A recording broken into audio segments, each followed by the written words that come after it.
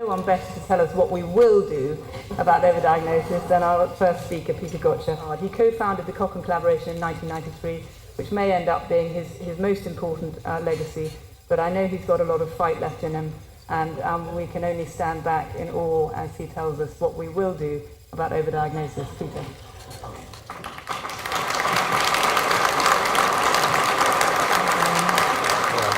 I write that drugs are the third leading cause of death in the Western world after heart disease and cancer. And partly and mostly because the business model of the drug industry is organized crime. But they steal far more money and kill far more people than the mob can ever do. So we need to do something. We need to demedicalize our societies. So Peter is one of the people in the world who actually looks at the data beyond the biases, beyond the pharmaceutical industry, to see what it really says about whether treatments work or not. And he's also got the courage to speak out and say the things that need to be said.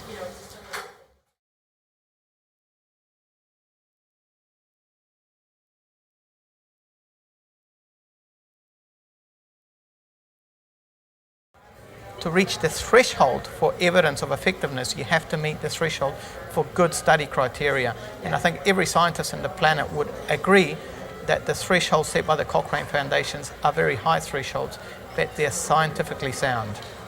It grew out of frustration among some researchers that we cannot trust the published literature. It is flawed and some of it is fraudulent. And 3 years before we started the Cochrane collaboration, I had defended my thesis in Copenhagen, where I had reviewed arthritis drugs, painkillers, and came to the conclusion that the clinical trials that were being done with these drugs were pretty unreliable. So we wanted to do better and to find the biases in these trials and come closer to the truth than what the drug industry wanted us to come to. We developed methods for aggregating results from several trials and how to scrutinize these trials in great detail to find flaws in them that are not obvious at a quick reading. So it demands some kind of detective work, just like as in police work. Through litigation, we got unpublished data. It's very sad when you use such a fantastic instrument as the randomized trial is and abuse it for monetary gains. But when the drug industry cheats with its data, it can sometimes kill tens of thousands of patients. So it's far worse.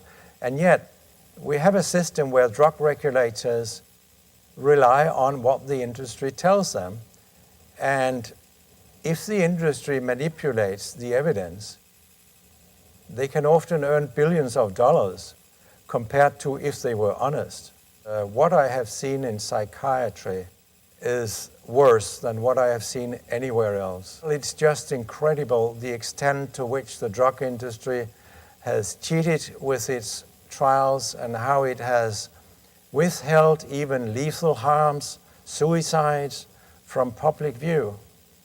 I investigated the 10 biggest pharmaceutical companies in the world and found out that their business model fulfilled the criteria for organized crime according to US law. And organized crime is very serious. It can be fraud, bribery in form of kickbacks, other types of corruption, and it involves that you do the same type of crimes repeatedly, even when you are told not to, and even when you agree with the US Department of Justice, and you sign an agreement never to do it again, then the companies do it again and again because crime pays. The fines they get for the crimes are a tiny fraction of what they earn by the crimes. So you can't expect them to stop being criminals.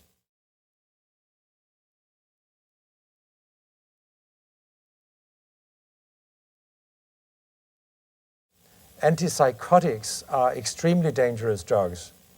And Zyprexa, for example, is so popular and used so much that I have estimated that With that drug, Eli Lilly has killed around 200,000 people. So these death tolls are just enormous, and tells us that we need to be much, much more conservative with drugs than we are currently.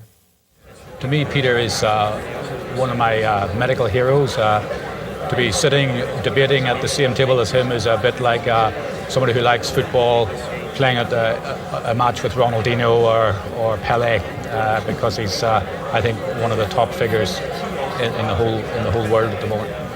The problems that my research is pointing to in New Zealand are occurring elsewhere in the world. So we see that a marketing model has been applied to the promotion of psychiatric medications, and I'm not convinced that that has been necessarily for the public good.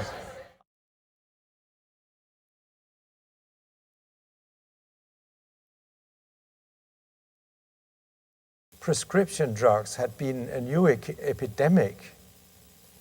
People would have done a lot to conquer that epidemic, even if the number of deaths had only been a tiny fraction of the number of deaths that drugs cause.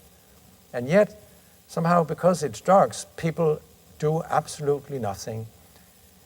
So I want to tell people with my book that drugs are so dangerous that doctors cannot handle them safely, and our authorities, the FDA, cannot guarantee the safety we need in order to take drugs, because otherwise it wouldn't be the third leading cause of death.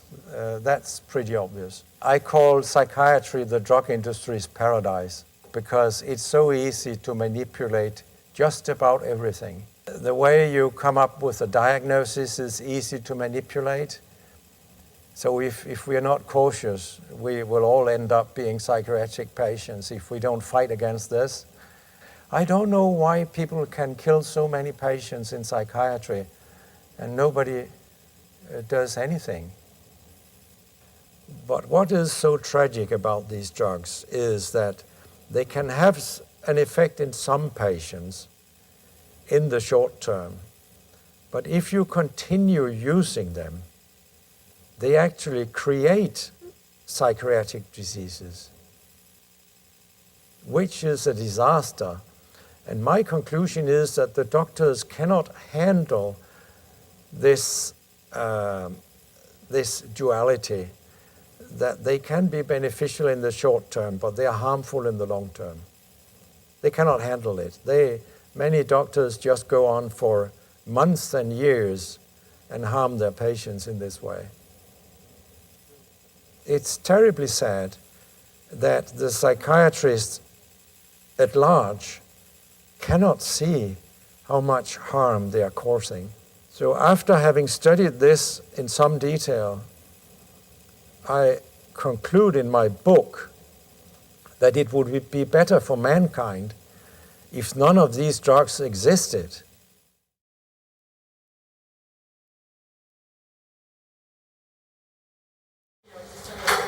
My perspective on this is that I'm a family doctor, so I sit in the consulting room with the people who are really the end users of evidence and research, and also the people who are harmed by overdiagnosis and overtreatment. So I see the real effects in people's day-to-day lives. What I'm interested in is what mechanisms that we have to interrupt this flow, to restore the balance of what medical care should really offer, which is not just about medicines, it's about listening to the patient and what their problems are and being able to empathise enough to understand what they are, and then about drawing on what the best that medical science has to offer, which is where Peter and his group, people like him, come in, which is people who have a real ability to look at the data truthfully. What do you do with a specialty that to some extent live on a lie? How do you deal with that? I have heard so many psychiatrists, also professors, say that starting an antidepressant is like giving insulin to a diabetic, which is completely wrong, and yet they still say this nonsense.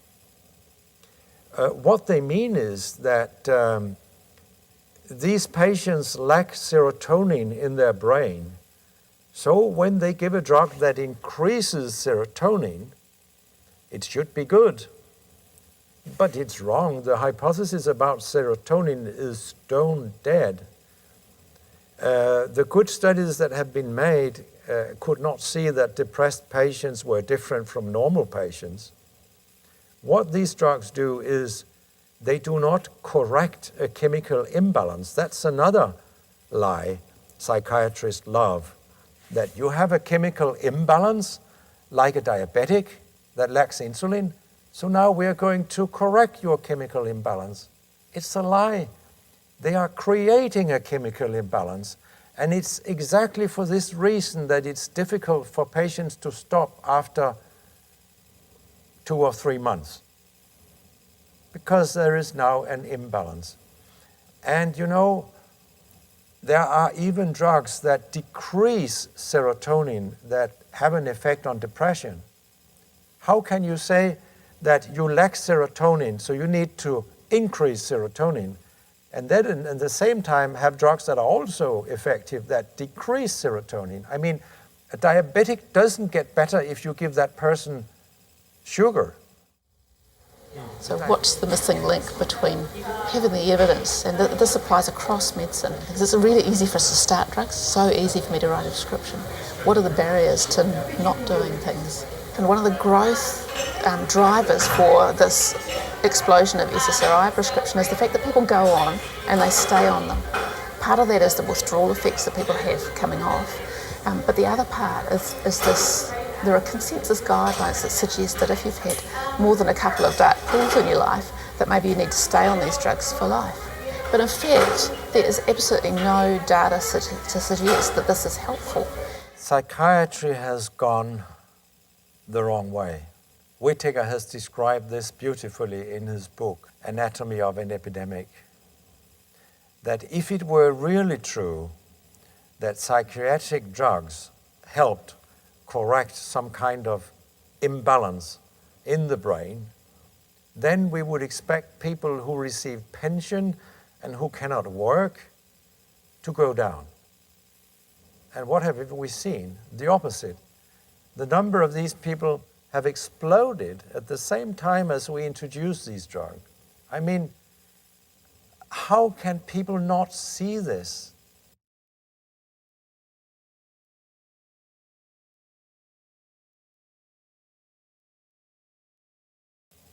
We are doing more or less exactly the opposite of what we should be doing. These drugs are dangerous. They should be given in as short periods as possible and then stop. And very many patients shouldn't get them at all. Most depressed patients recover by themselves. So why not wait and see some weeks? Then many of them would never get an antidepressant, and then they would have no problem stopping the drug. What the psychiatrists then say is, I have heard that often, well, on the other hand, it's important to give these drugs because they reduce the risk of suicide. As far as I can see, this has never been documented. Quite the contrary, we know that these drugs increase the risk of suicide in young people up to the age of 40, according to FDA data, and we don't really know what they do above the age of 40 because the drug companies have cheated so enormously in their randomized trials. So in the worst case, these drugs might increase the risk of suicide in all age groups.